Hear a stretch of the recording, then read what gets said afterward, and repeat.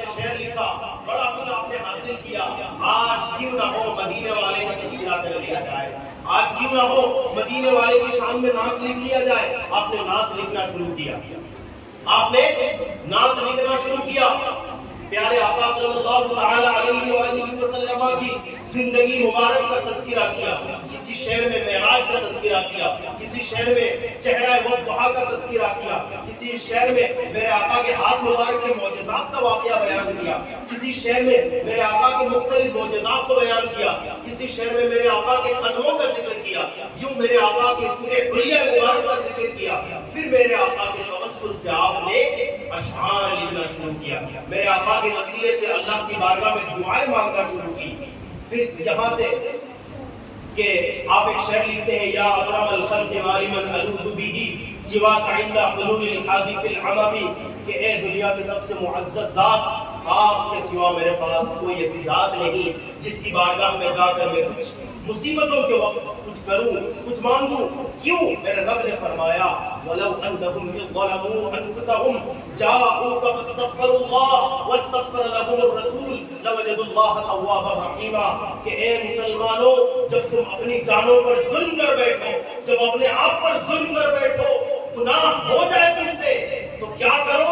کچھ نہیں کرنا، سیدھے اللہ کے رسول کی بارگاہ میں حاضری دے دو، سیدھے اللہ کے رسول کی بارگاہ کی حاضری دو، وہاں سے اللہ کے رسول کی بارگاہ میں حاضری دے کر اللہ کی بارگاہ میں استغفار کرو، اور اپنے لیے اللہ کے رسول سے استغفار کرواؤ۔ لَوَجَدُوا اللَّهَ تَوَّابًا رَحِيمًا، اللہ تمہارے گناہوں کو بخش دے گا، اللہ تمہاری مغفرت فرما دے گا۔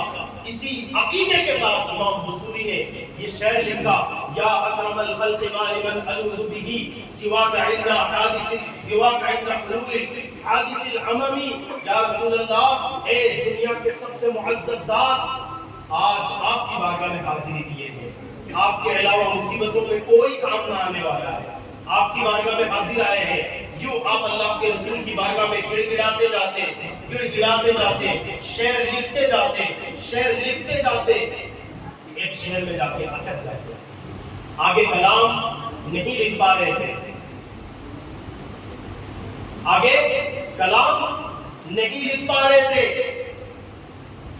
آگے آپ کو لکھنا نہیں آ رہا تھا۔ کبھی کبھی ہوتا ہے انسان بولتے بولتے تھم جاتا ہے، کچھ کرتے کرتے تھم جاتا ہے، ذہن کام نہیں کرتا ہے، دماغ کام نہیں کرتا ہے۔ امام بصوری نے کلام لکھا، اس کا ایک مصرع آپ نے لکھا، ہاتھ رک گیا، قلم تھم گیا، آگے کیا لکھے کچھ سمجھ میں نہیں آ رہا تھا، کیا لکھوں؟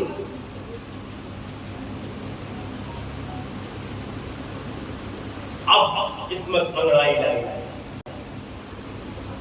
آپ کی قسمت چمک اٹھی۔ جہاں انسان کی عقلیں ختم ہو جایا کرتی ہے، جہاں انسان کی عقل ختم ہوتی ہے، جہاں انسان رک جاتا ہے، وہاں سے اللہ کے رسول کی بارگاہ سے مدد ملنا شروع ہوتی ہے۔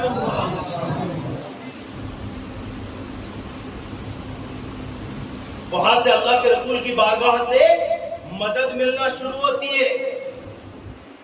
آپ کا قلم تھم گیا، ادھر سے قسمت چمک اٹھی، کیوں؟ اب بارگاہ رسالت سے مدد ملنا شروع ہے۔ آپ کی آنکھ لگ جاتی ہے، آگے کیا لکھوں سمجھ میں نہیں آ رہا ہے، آگے کیا لکھوں سمجھ میں نہیں آ رہا ہے، کیا کیا اللہ کے رسول کو میں کہوں، ان کی شان میں کیا لکھوں، کیا لکھوں؟ آپ نے جب آپ کا قلم تھما، آنکھ لگتی ہے، اللہ کے رسول صلی اللہ علیہ وآلہ وسلم کی زیارت حاصل ہے۔ خواب میں اللہ کے رسول تشریف لاتے ہیں، اور آگے کا مصرع اللہ کے رسول نے اپنے مبارک ہاتھ سے لکھ دیتے ہیں۔ وہ کلام جس کا ایک مصرع اللہ کے رسول نے خود لکھا ہے، پھر آپ آگے لکھتے جاتے ہیں، لکھتے جاتے ہیں، لکھتے جاتے ہیں، جب آخری شعر لکھتے ہیں اور لکھ کر آپ سو جاتے ہیں۔ ظاہر سی بات ہے، فالج زدہ تھے، اٹھ نہیں سکتے، کچھ کر نہیں سکتے تھے۔ آپ سو جاتے ہیں، آنکھ لگتی ہے، دوبارہ قسمت جاگ اٹھتی ہے، اللہ کے رسول کی زیارت دوبارہ خواب میں ہوتی ہے۔ پیارے آقا مدینے والے مصطفیٰ صلی اللہ تعالی علیہ وآلہ وسلم نے آپ سے فرمایا، اے مسلم وہ کلام بتاؤ، وہ کلام پڑھو جو تم نے ابھی لکھا ہے۔ آپ پڑھنا شروع کرتے ہیں۔ 160 اشعار ہے، 160 اشعار ہے۔ آپ 160 اشعار اللہ کے رسول کی بارگاہ میں پڑھ کر سناتے ہیں، اور پھر اللہ کے رسول صلی اللہ علیہ وآلہ وسلم نے اپنا مبارک چادر اتار کر امام بصوری کو عطا فرماتے ہیں۔ مبارک چادر اڑا دیتے ہیں۔ چادر مبارک کیا اڑانا تھا؟ امام بصوری کہتے ہیں میں جب صبح اٹھا کوشش کیا اٹھنے کی، میں کھڑا ہو گیا، بیٹھ گیا، پھر کھڑا ہونے کی کوشش کیا، کھڑا ہو گیا، پھر میں جب چلنے کی کوشش کیا میں چلنا شروع کر دیا۔ اب تصور کرے وہ بندہ جو رات میں چل نہیں سکتا تھا، بیٹھ نہیں سکتا تھا، کھڑا نہیں ہو سکتا تھا، اللہ کے رسول کی مبارک چادر کا کیا ایسا چھونا نصیب ہوا کہ اللہ کے رسول کی چادر مبارک کی برکت سے امام بصوری کو شفا مل گئی۔ آپ بیٹھنا شروع کر دیے، چلنا شروع کر دیے، کھڑے ہو گئے۔ آپ نے اس کلام کا نام اسی نسبت سے رکھا ہے بردہ، قصیدہ بردہ، یعنی عربی میں کہا جاتا ہے بردہ چادر، کیونکہ یہ کلام لکھنے کا تحفہ اللہ کے رسول کی چادر مبارک ملی۔ پھر آپ صبح جب اٹھتے ہیں اور چادر تلاش کرتے ہیں تو دیکھتے ہیں کہ اپنے سر کے نیچے وہ چادر مبارک موجود ہے۔ اس چادر مبارک کو اپنے جسم کے اندر چھپایا اور دوسری چادر اوپر سے اوڑھ کر آپ راستے کی طرف چل پڑتے ہیں۔ اس زمانے کے بڑے مشہور بزرگ، اللہ کے برگزیدہ ولی، اس راستے سے ان کا بھی گزر ہوا۔ آپ فرماتے ہیں ٹھہرو، مجھے بھی تو وہ چادر دکھاؤ اور مجھے بھی تو وہ کلام سناؤ جو کلام تم نے رات میں پڑھی ہے اور جو چادر تمہیں رات میں تحفے میں ملی ہے، مجھے بھی تو دکھاؤ اور وہ کلام مجھے بھی تو بتاؤ، تم نے کون سا کلام لکھا ہے اللہ کے رسول کی بارگاہ میں۔ آپ چونک جاتے ہیں کہ یہ رات کا واقعہ میرے سوا تو کسی کو نہیں معلوم، کلام میں نے لکھا یہ مجھے پتا ہے، چادر مجھے ملی یہ مجھے پتا ہے، لیکن ان کو کیسے پتا؟ آپ فرماتے ہیں حضور مجھے یہ ارشاد فرمائیے آپ کو کیسے پتا چلا کہ میں نے کلام لکھا ہے، مجھے چادر ملی ہے؟ آپ فرماتے ہیں تم جب اللہ کے رسول کی بارگاہ میں جب یہ کلام پڑھ کر سنا رہے تھے تو اس وقت وہاں میں بھی حاضر تھا، وہ کلام مجھے بھی سناؤ اور وہ چادر مجھے بھی تو دکھاؤ، کچھ اس سے تبرک میں بھی حاصل کروں، اس سے برکتیں میں بھی حاصل کروں۔ تو دیکھیں میرے پیارے اسلامی بھائیوں، ایک کلام کی کیسی برکتیں آپ کو ملے گی کہ آپ بیمار تھے، شفا مل گئی، اٹھ نہیں سکتے تھے، طاقت مل گئی، اللہ کے رسول کی بارگاہ میں ایسی مقبولیت ملی کہ کئی 100 سال گزر گئے، آج تک بھی بچے کی زبان میں یہ کلام مشہور ہے، عربی کا کلام ہے، لیکن آج امریکہ پور میں بیٹھا ہوا ایک بچہ بھی یہ کلام پڑھتا ہے، جس کو عربی زبان نہیں آتی ہے، جو عربی سمجھ نہیں سکتا، وہ بھی پڑھتا ہے مولا صلی وسلم دائما ابدا علی حبیبک خیر خلق كلهم محمد سيد الكونين والثقلين والفريقين من عرب ومن عجم هو الحبيب الذي ترجى شفاعته لكل حول من الأحوال مقتحم۔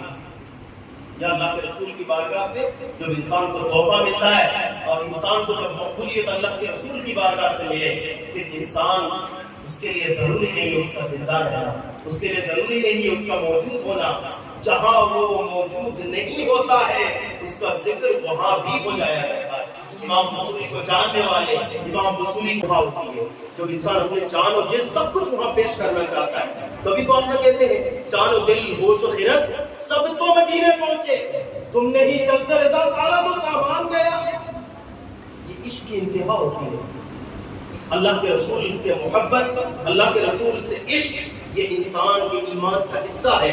اللہ کے نبی نے خود ارشاد فرمایا بندہ تب تک کامل مومن ہو نہیں سکتا حتی اکون احب الیہ من والدہ وولدہ والناس اجمعین، جب تک میں اس بندے کے سب کچھ احب الیہ سب سے زیادہ محبوب نہ بن جاؤ. کن چیزوں سے؟ من والدہ اس کے باپ سے، وولدہ اس کی اولاد سے، والناس اجمعین سارے لوگوں سے، یعنی دنیا کے رہنے والے دنیاوی ہر چیز سے زیادہ محبوب ترین جب تک میں نہ بن جاؤں تب تک بندے کا ایمان کامل نہیں ہو سکتا. تو ایمان مکمل کرنا ہے تو اللہ کے رسول سے محبت کرنی ہوگی. صحابہ کرام کی زندگی کو دیکھیں میرے پیارے اسلامی بھائیوں، آپ صحابہ کرام کی زندگی کو دیکھیں گے، صحابہ کرام کے اندر محبت رسول پھوٹ پھوٹ کر بھری ہوئی تھی. آج انشاءاللہ تھوڑی دیر میں ہم موئے مبارک کی زیارت کریں گے، اللہ کے رسول کے بال مبارک کی زیارت کریں گے. اس کے متعلق میں چند باتیں عرض کروں. صحابہ کرام کے اندر موئے مبارک کی تعظیم کا کیا انداز تھا، ایک واقعہ میں نے آپ کو بتایا. حضرت ابو ایوب الانصاری رضی اللہ تعالیٰ آپ نے اس موئے مبارک کو زمین پر تشریف نہ لانے دیا، لپک کر اپنے ہاتھ میں لے لیا. حضرت سیدنا خالد بن ولید رضی اللہ تعالی عنہ یہ وہ صحابی رسول ہیں، آپ نے اپنی زندگی میں جتنی جنگیں لڑی ہے کسی جنگ میں آپ کو ہار کا سامنا نہ کرنا پڑا. ایک انسان جو جنگ لڑے اور وہ کبھی نہ ہارے، اس کے پیچھے لاجک کیا ہے، کیا وجہ ہے، اس نے ایسا کیا کیا کہ اس کو کبھی شکست نہ ہوئی؟ اس کے پیچھے صرف اور صرف عشق رسول وجہ ہے. رسول اللہ صلی اللہ علیہ وآلہ وسلم کی محبت ہے. آپ کو اللہ کے رسول صلی اللہ تعالی علیہ وآلہ وسلم نے کچھ موئے مبارک عطا فرمایا. آپ رضی اللہ تعالی عنہ ان موئے مبارک کو لے کر جانے لگے. اللہ کے رسول فرماتے ہیں اے خالد تم ان موئے مبارک سے کیا کرو گے؟ آپ فرماتے ہیں میں ان موئے مبارک کا بس ان سے تبرک حاصل کروں گا، ان سے برکتیں حاصل کروں گا، اور اپنی مصیبت کے وقت ان سے معاونت یعنی ان سے مدد حاصل کروں گا،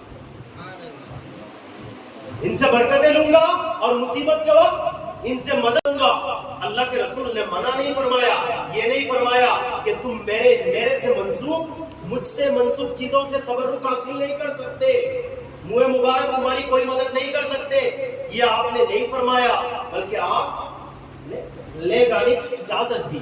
آپ دیکھیں پھر حضرت خالد بن ولید رضی اللہ تعالی عنہ آپ نے حضور کے موئے مبارک کو اپنے امامہ شریف کے اندر سجایا، امامہ شریف کے اندر سجایا، اور اس کی برکت آپ کو ایسی ملی کہ زندگی میں کبھی آپ کو شکست نہ ہوئی.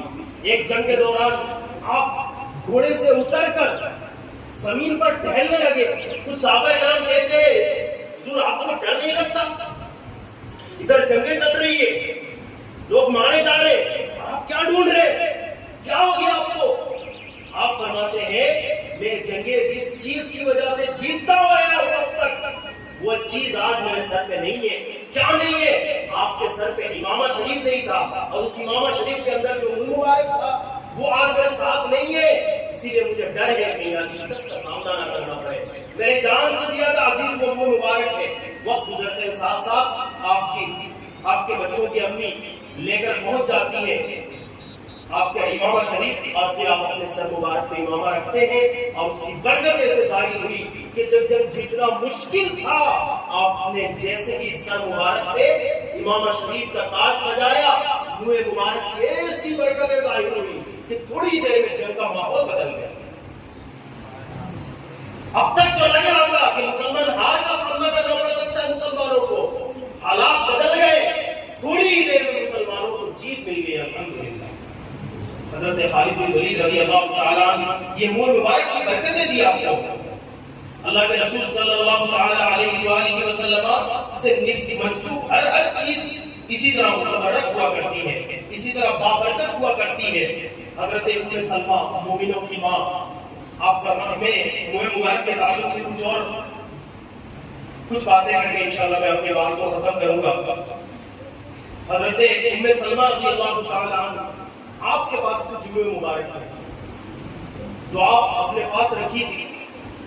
جب مدینہ میں کوئی بیمار ہوتا، توجہ سے سنیے گا پیارے اسلامی بھائی، مدینہ منورہ میں جب کوئی بیمار ہوتا تو اماں ام سلمہ رضی اللہ تعالی عنہا منہ مبارک کو پانی میں بھگو کر اس پانی کو دیا کرتی تھی اور مریضوں کو شفا مل جائے، مریضوں کو شفا مل جایا کرتی تھی منہ مبارک کی برکت سے۔ منہ مبارک اللہ کے رسول صلی اللہ علیہ وآلہ وسلم سے منسوب، بلکہ آج کے ٹائم پہ چلے یوں کہہ سکتے حضور سے منسوب چیز ہے، بلکہ یہ یقیناً اللہ کے رسول صلی اللہ علیہ وآلہ حرم علی الارض ان تأکل اجساد الانبیاء فنبی اللہ حی یرزقون فی قبورہ، کہ اللہ پاک نے زمین پر حرام قرار دیا ہے کہ انبیاء کرام کے جسموں کو وہ کھا سکے، زمین کے لیے حرام ہے انبیاء کرام کے جسم مبارک کو کھانا، بلکہ فنبی اللہ حی، اللہ کے نبی جتنے بھی ہیں یہ سب کے سب زندہ ہیں اور ان کی قبروں میں ان کو رزق پہنچایا ہے۔ سبحان اللہ۔ جب یہ حدیث پاک آپ نے بیان کیا وہ نوجوان رو پڑا اور قسم کھا کے کہتا ہے واللہ یہ سچ ہے، یہ سچ ہے، یہ سچ ہے، یہ رسول اللہ کے منہ مبارک۔ کیوں؟ جن انبیاء کرام کے جسم مبارک کو زمین پر حرام ہے کھانا، ظاہر سی بات ہے ان کے بعد مبارک کیسے؟ اب دیکھیں یہ منہ مبارک کی برکت آپ کے سامنے پیارے، یہ ہر سال بڑا کرتا ہے، اس میں اضافہ ہوتا ہے۔ کیا زندہ انسان، ہم تو سر کے بال منڈواتے ہیں، کیا ہمارے بال جب گرتا ہے تو یہ بڑھتا رہتا ہے؟ لیکن پیارے آقا صلی اللہ علیہ وآلہ وسلم کو ظاہری پردہ فرمائے 1450 سال ہو گئے، آج بھی آپ کے منہ مبارک بڑھتا ہے، برکتوں کے لیے ہر جگہ، ظاہر سی بات ہے امت میں عاشقوں کے لیے اس کی چاہت ہے، اس کی محبت ہے، تو عاشقوں کو پہنچنا ہے نا، اور جو چیز حضور کی ہے تو نہ بڑھے سے کیسے ممکن ہے میرے پیارے اسلامی بھائیو؟ یہ بے شمار برکتوں والی چیز ہے، اس کے وسیلے سے جب دعا کی جاتی ہے دعائیں قبول ہوتی ہیں، اس کے وسیلے سے دعا کرنے سے دعائیں قبول ہوتی ہے، بیماروں کو شفا ملتی ہے۔ اور یہ عقیدہ ہمارا نہیں ہے، یہ صحابہ کرام کا عقیدہ ہے۔ آپ کو ابھی میں نے جو واقعہ سنایا، مومنوں کی ماں حضرت ام سلمہ رضی اللہ تعالی عنہا خود منہ مبارک کو بھگو کر پانی پلایا کرتی تھی اور لوگوں کو شفا مل جایا کرتی۔ سبحان اللہ میرے پیارے اسلامی بھائی، میرے آقا کتنی شان ہے، کیا کیا بیان ہے بندہ، بیان کرنے سے قاصر ہے، جتنا کچھ بیان کیا جائے کم ہے۔